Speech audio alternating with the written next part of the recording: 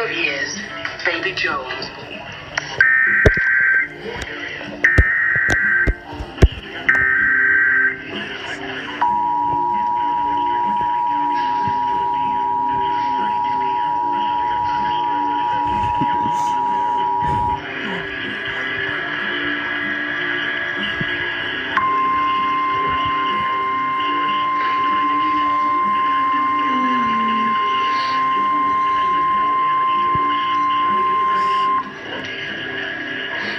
National Weather Service in Milwaukee has issued a severe thunderstorm warning for Dane County in south central Wisconsin, northwestern Greene County in south central Wisconsin until 4:15 p.m. At 3:35 p.m., severe thunderstorms were located along the line extending from near Spring Green to 6 miles northwest of New Glarus to 6 miles west of Monroe, moving east at 40 miles an hour.